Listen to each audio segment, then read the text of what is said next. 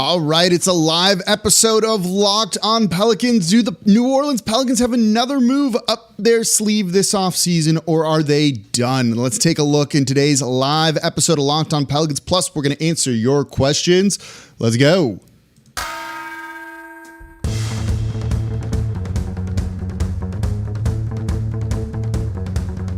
You are Locked on Pelicans, your daily New Orleans Pelicans podcast.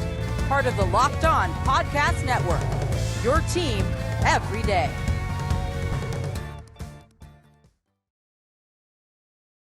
Welcome to another edition of Locked on Pelicans, the daily podcast covering your favorite team, the New Orleans Pelicans in NBA, part of the Locked on Podcast Network, your team every day, available wherever you get your podcasts and available on YouTube as we are live right now.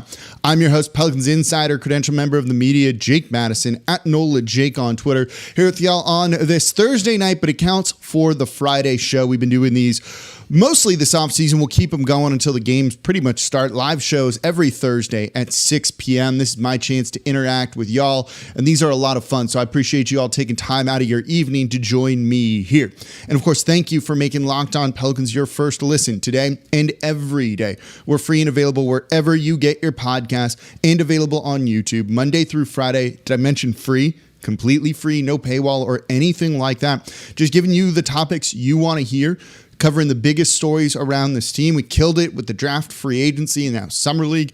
Now we're hitting the kind of quiet point of the offseason, but there's still a lot to talk about. So make sure you make Locked on Pelicans your first listen today and every day. And I say it's the quiet point in the offseason because, well, usually kind of everyone's made their moves by now, right? All the big name free agents have signed. The majority of kind of big trades for right now have been done, with a couple of things still left to go. But it ends up being a quiet period. Fewer trades happen now. Fewer free agent signings happen now. Kind of all of that stuff. And New Orleans was pretty quiet this offseason for the most part. You know, they didn't really have the roster spots to do much, really only having one open roster spot. And that was going to be used to sign whoever they drafted at 8. And it turned out to be Dyson Daniels. And so they were quiet in free agency because they don't have room for anyone right now.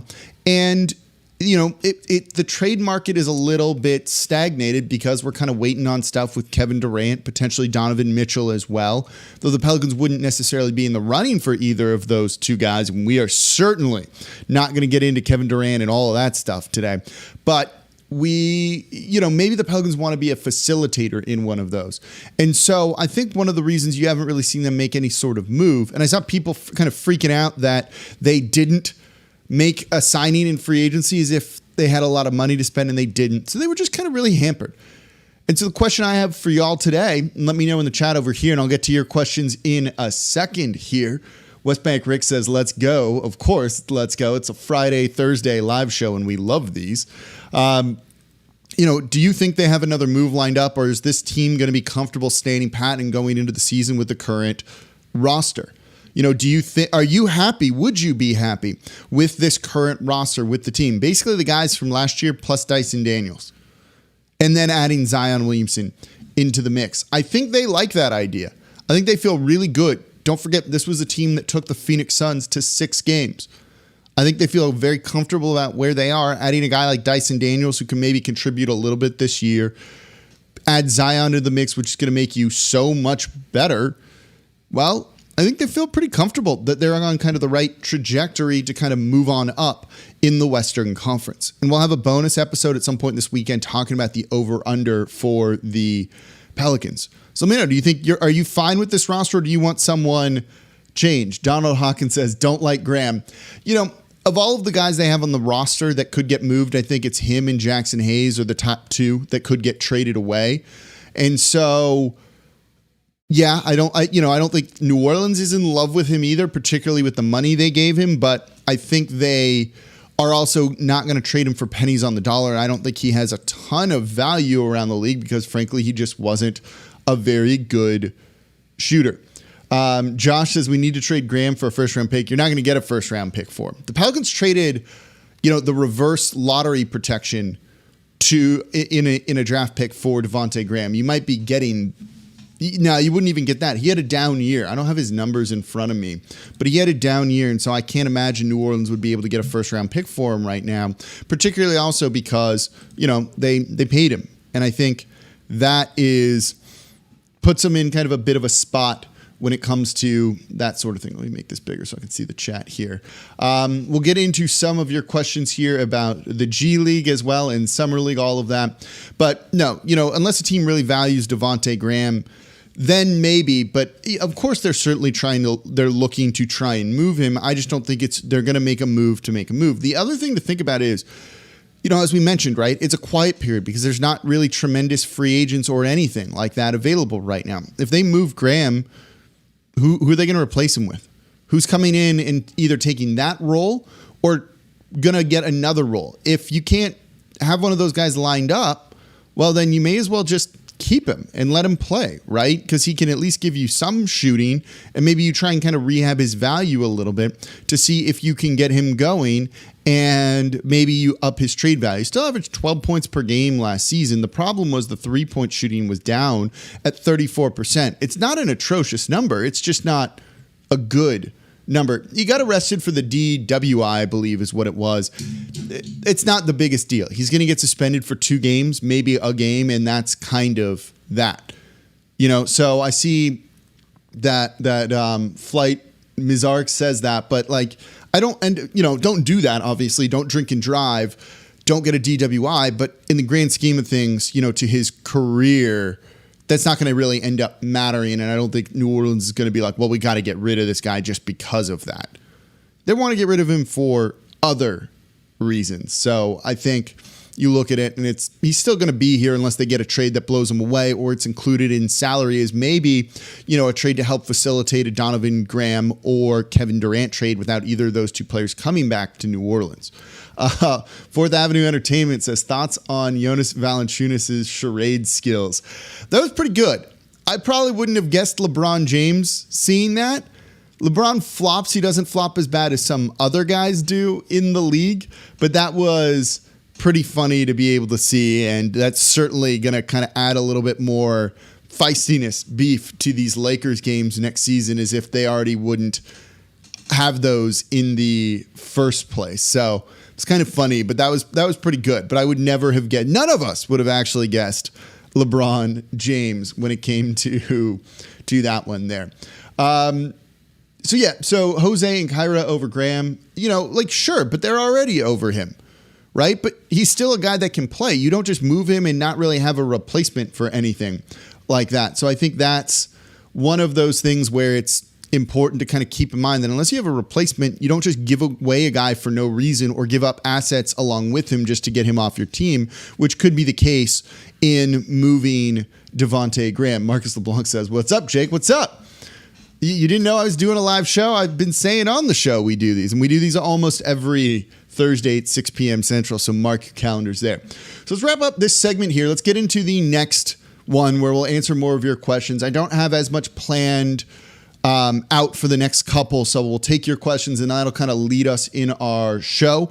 So keep them coming. Please don't spam them in there in the chat. Just ask it once, give it a little bit. If we don't get to it, ask it again. But if you type it like 3 or 4 times in there, you're probably just going to get muted or blocked and I won't answer your question. So quick bit of housekeeping there. I see a couple of really good ones in there right now. And so I want to get into those coming up here next in today's episode of Locked On Pelicans. Question about the culture, what an Exhibit 10 is. I will get into all of those coming up here next in today's episode of Locked On Pelicans.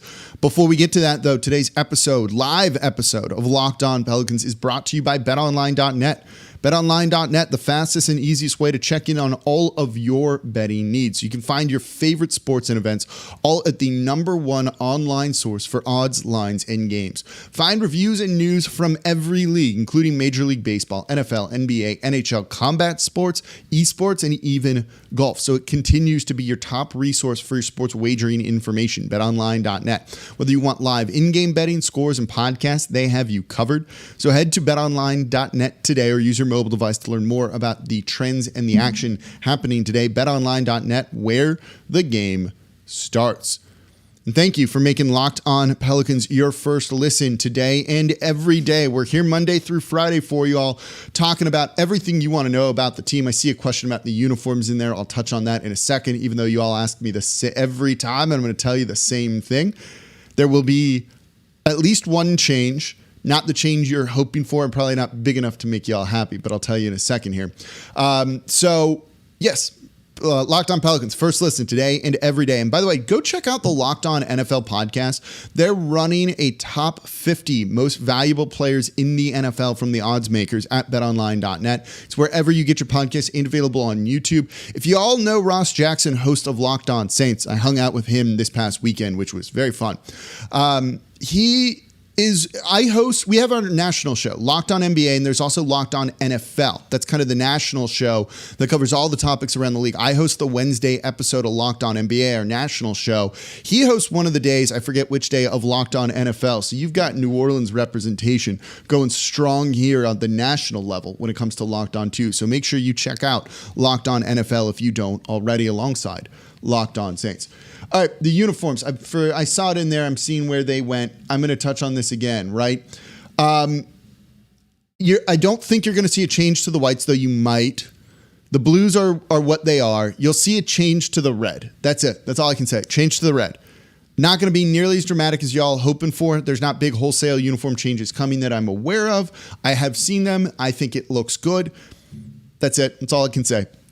When it comes to that. So to answer some of your questions here, I saw someone ask in there, Josh Marceau says, what's the difference between a two-way contract and an Exhibit 10? That's a good question. And so one of the things I do on the shows, I don't like to bog you down in some of like the minutia of contracts and things like that in the league, right? Because like ultimately you don't need to know. It doesn't matter that much.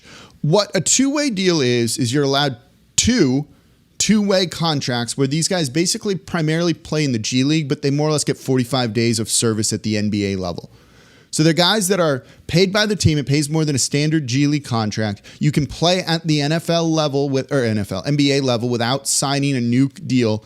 And once your days of service are up, you can't be there anymore. You also are not allowed to play in the playoffs. But it's just a way to have kind of an extra developmental guy on the team. You can have two of those spots. New Orleans has used them very well the past couple of years, right? Najee Marshall was on a two-way deal. I think Kenrich Williams was on a two-way deal as well. Jose Alvarado started off on a two-way deal. All of them now have fully guaranteed NBA contracts. New Orleans has done a really good job of that. An Exhibit 10 deal is different. An Exhibit 10 deal is a G League contract. A G League contract with that G League team. And basically what it says is if you play the whole year there, you get a bonus, $50,000, maybe more than that. It just kind of depends. So it is a way to incentivize guys to play for a G League team rather than go chase money overseas and things like that.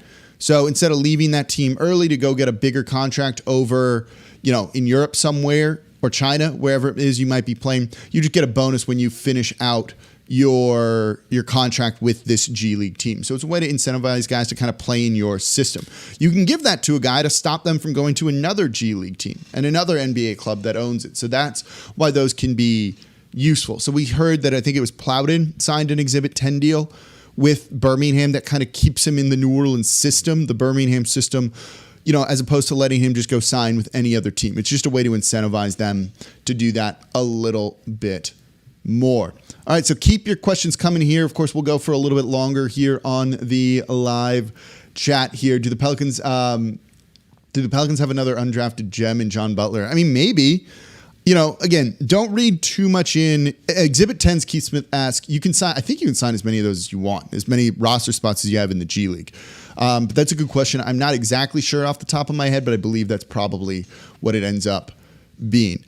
John Butler, look, he had some good moments for New Orleans, definitely, but I don't think there's really room for many other guys to be getting a lot of minutes in this Pelicans team, right?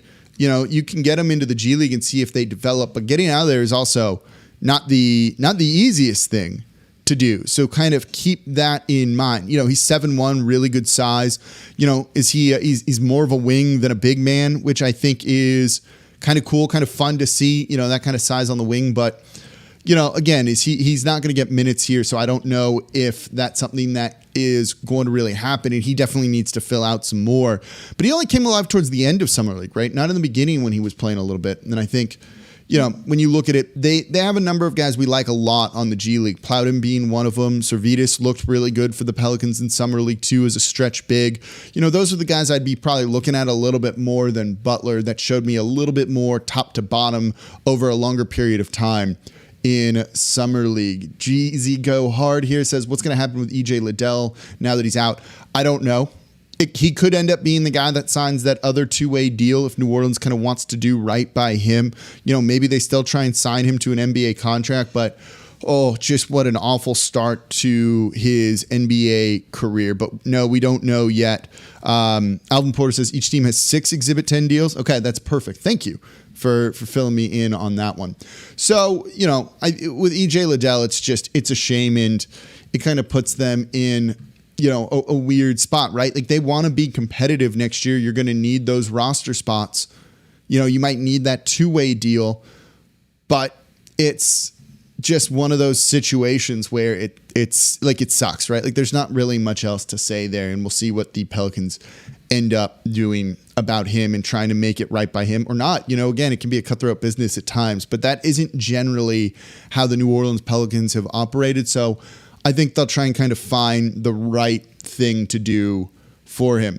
Walter Turner asks, I like this question. So did you listen to yesterday's show? Well, technically today's show. I was a little late in recording it. Talking about Brandon Ingram and Zion Williamson coexisting and being able to play together, right?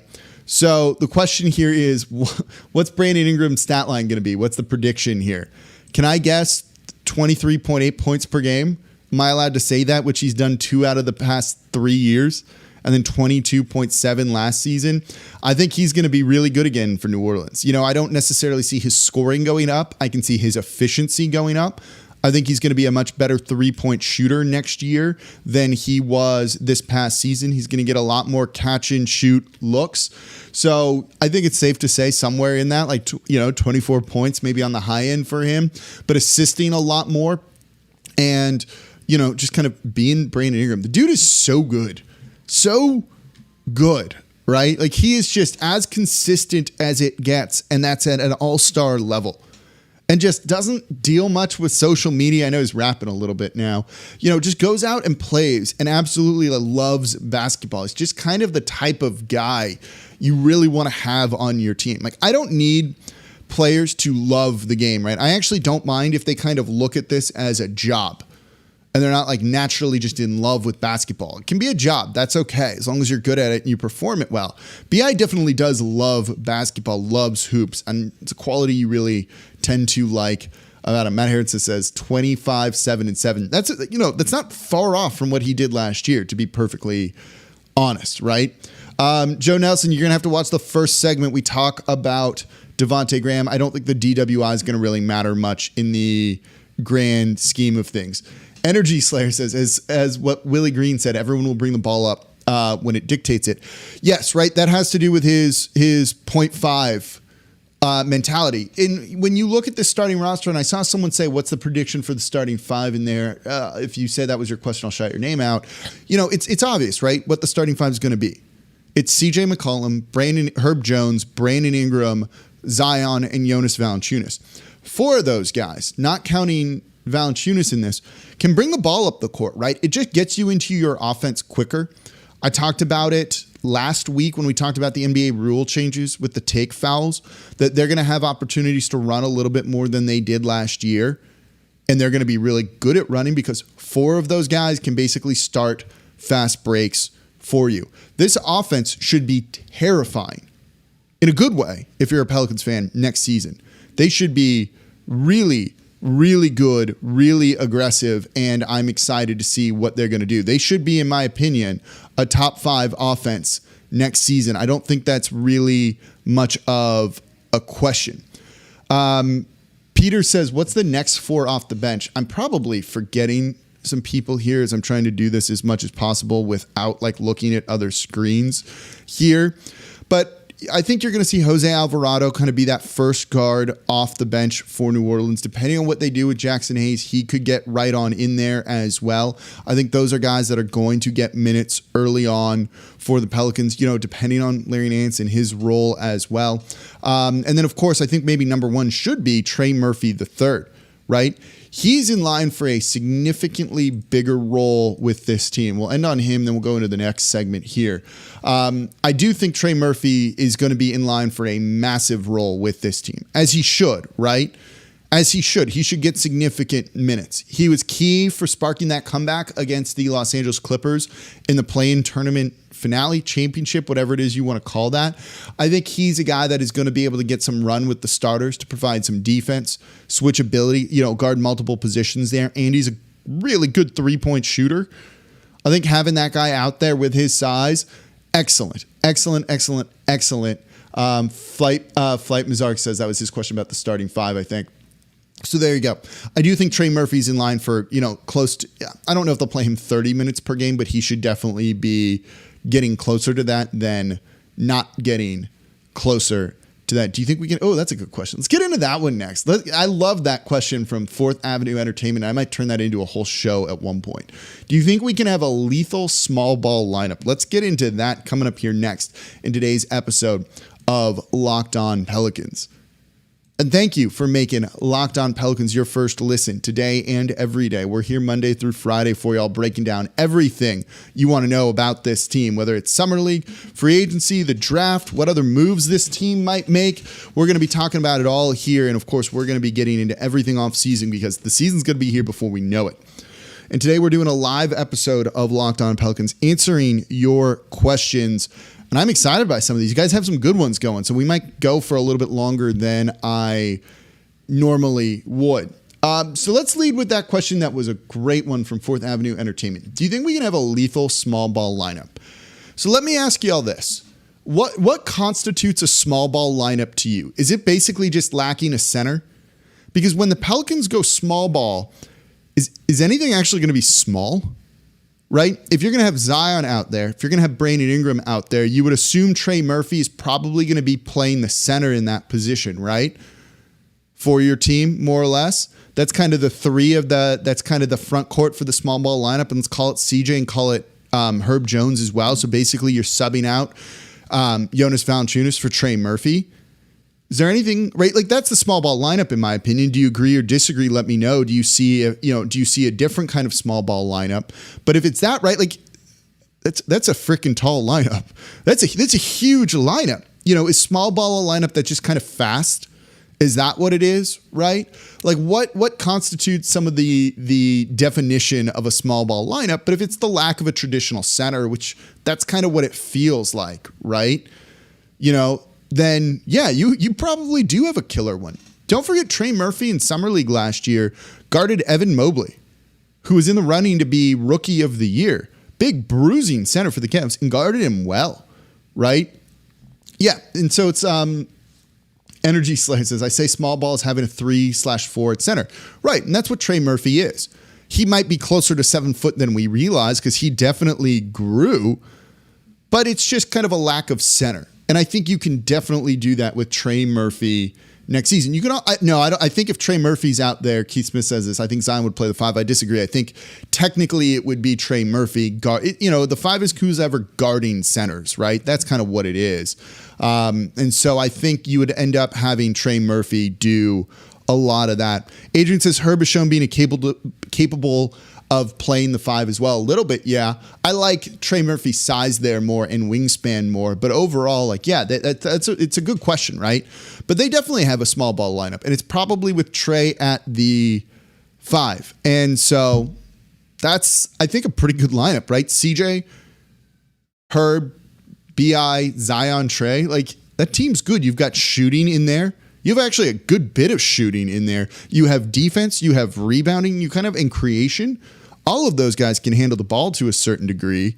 I like that. So I think that is a lineup that you will see and will work. Yeah, it's a tall, small ball lineup, right? Like, again, it's not that you're just playing a bunch of 5 guards out there, 4 guards out there. It's, kind of a lack of a center or different positions, and I think that's really what that gives you. But definitely that lineup should be a lot of fun to watch. That's probably what I want to see more so than any other lineup out there, right? There's a lot of switchability there. If you're looking at that lineup, like the weak defensive links are Zion and CJ. You have 3 plus defenders out, not plus, Brandon Ingram's average, right? Herb is elite. I think we can call Trey Murphy just now a plus defender. If Zion can get closer to neutral there, and I don't think CJ ever will, you're not horrible defensively either. That's a fun lineup to think about. Sterling Jones says, Devontae Graham and Jackson Hayes for Buddy Hield. Why would the Indiana Pacers want to do that? Sure, you can convince me on that, but why would they do something like that? Do they really want to pay Jackson Hayes? I'm not sure that they do. Do they want, some extra stuff when it comes to Devontae Graham? Probably not. I'm looking at Buddy Hield's deal. He's got 2 more years, so you get off the money sooner. So maybe they want to do that. That's actually not as bad as I think. Shaquille Rubin says, everyone give Jake a like now. Yes, please. And subscribe wherever you get your podcast, and tell a friend about the show, and always comment on YouTube. Seafoam Rain says, where do the Pelicans finish in a crowded West? I'm going to do a bonus episode at some point this weekend where we're going to talk about the win total that was just announced by Vegas. So I'll answer that kind of in its own show. So that one will be coming. Keep an eye out for that, since I missed Monday's show because I was traveling from work and just couldn't get to everything. So I'm going to do a bonus show for you all this weekend. We'll do it on the over-under win total of 45, 46, whatever was just, I wrote it down here, 45 wins, whatever was just released. Adrian says Jose instead of CJ in that if you need more defense. I don't think you take CJ out, and just the offensive threat that he is and what he can do offensively. I think that's so important. So I wouldn't take him out for Jose. I think Jose gets a bigger role this year, but we saw in that playoff series, when he was matched up with Booker, it wasn't particularly pretty at times. So you deploying him and using him in the right way, I think is really important, but he definitely belongs on this team. Is going to have a much bigger, more important kind of role next season than he did in the past. And, he really had a bit of a coming out party in the playoffs, given CP3 all sorts of hell like that, like he did. So keep your questions coming here as we're answering them on the live show here. Again, we do these Thursday at 6 p.m. Central. Tall ball, BI, Trey Murphy III, Herb, John Butler, sure, 7-1 there. And then Jax at 7 foot. That's kind of fun. What Matt Harrison says, I know Jax has got to be paid at the end of the year, but who would we upgrade for him? I can't think of a cheaper center who I'd want. I mean, okay, so Jax is interesting, right? Again, I think they wouldn't hate moving on from him, and I don't love the idea of, particularly giving him a big contract, just given what he's shown, right? Like, he's regressed a lot too. He comes into the season getting a big role, and then 2 years in a row, he lost that before getting it back later. The losing it twice worries me. So you say, who would they get at center, right? Like, but is he a center? Wasn't kind of his key this season that he wasn't playing center for New Orleans and that he was playing power forward? And so when you look at, he's not going to be a starter anymore because you have Zion coming back. Does he need to be a backup center or power forward for you when you have Larry Nance Jr.?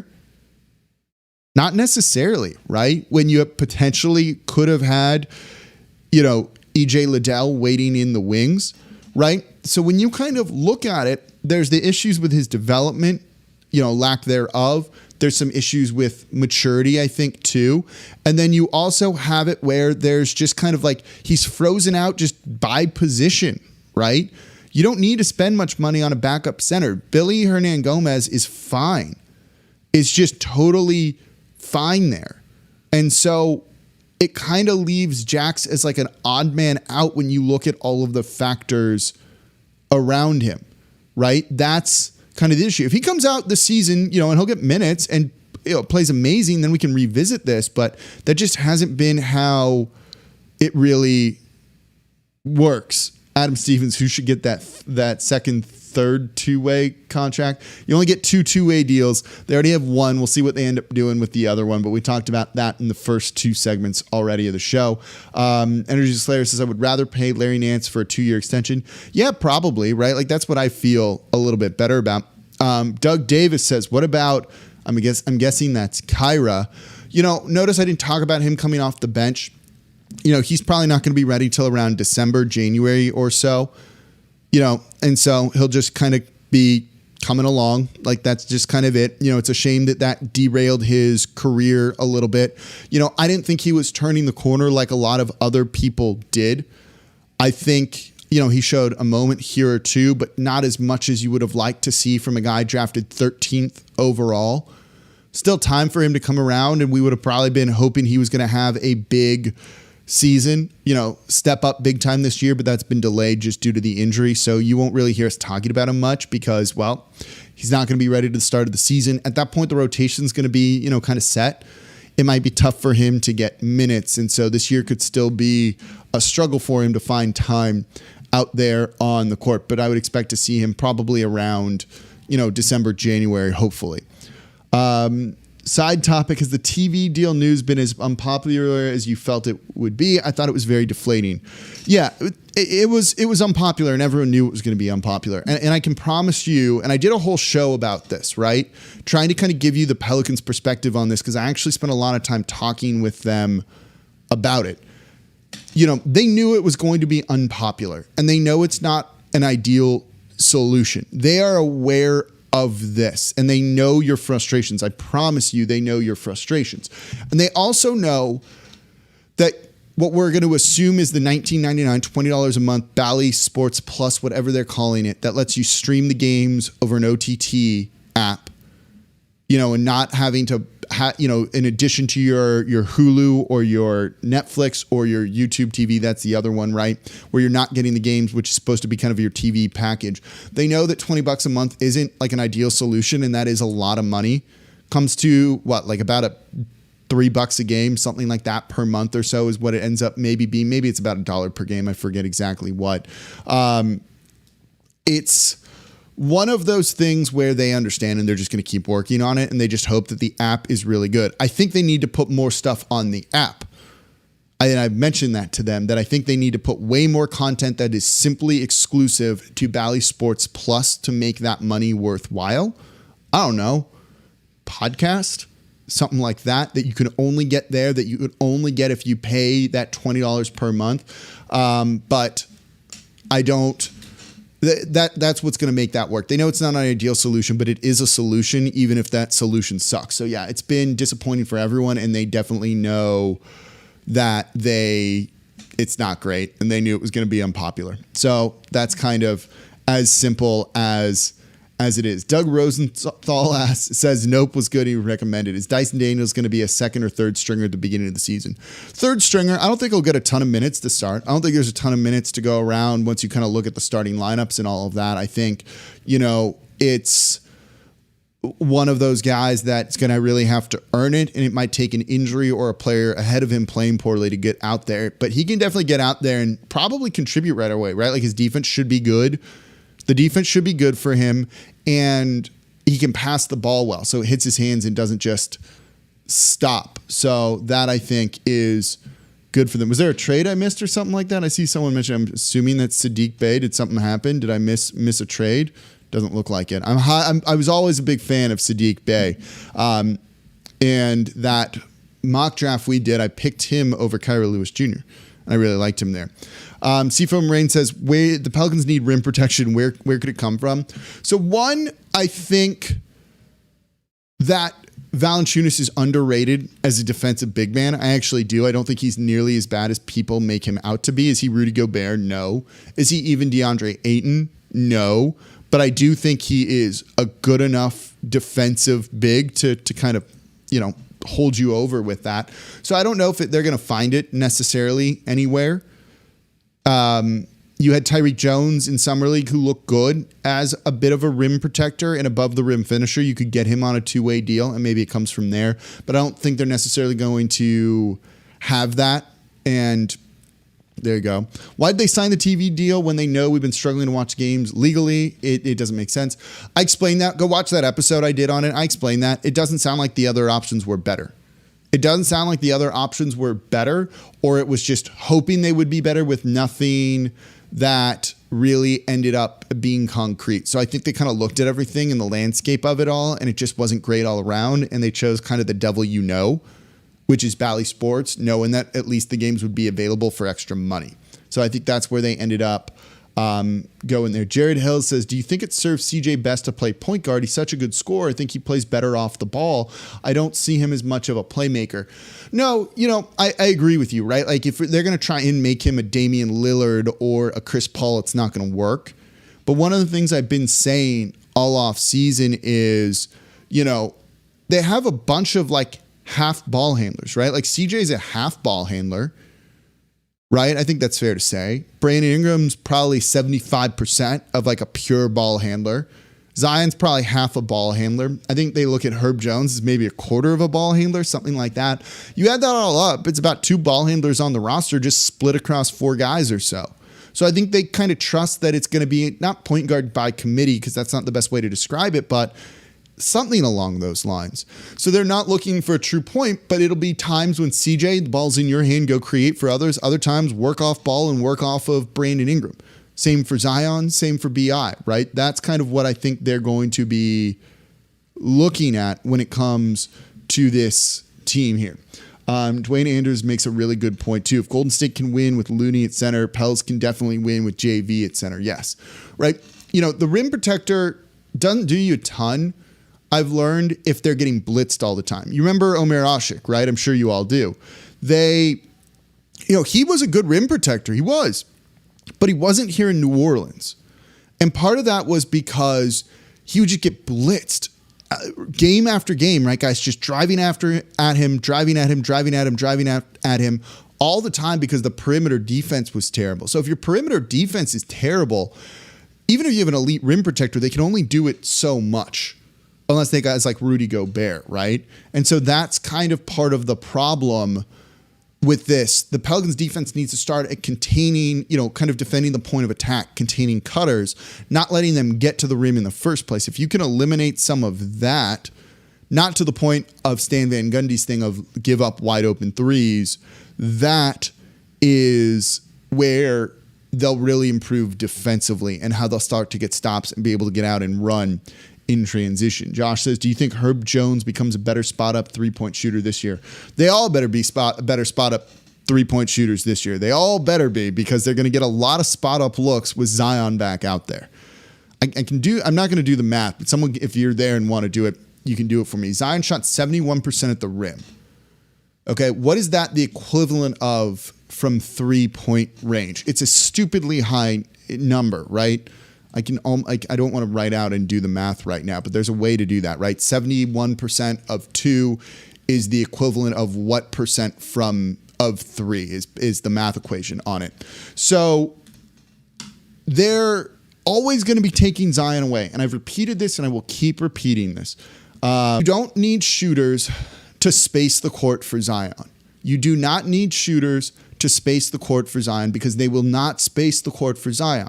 Not when a guy shoots 70% at the rim.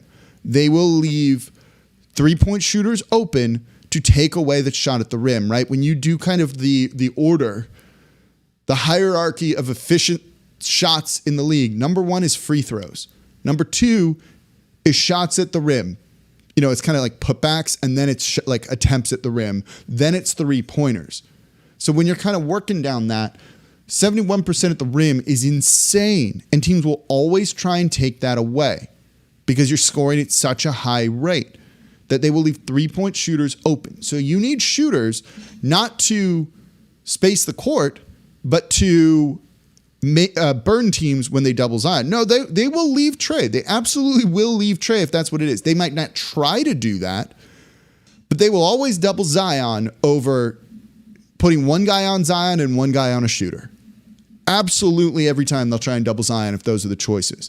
Now, when you look at it with 5 guys out there, you're going to try and sag off another big or something like that onto Zion. So maybe it's Valanciunas who's more open, but certainly they're going to look to double Zion, which means someone's going to be open. If you can make that someone a 3-point shooter, that shooter makes shots and it burns teams.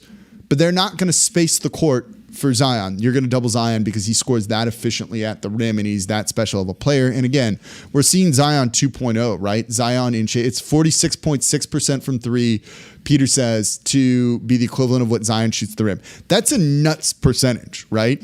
Did anyone on the Pelicans shoot anything close to that last year? I'm going to guess no here.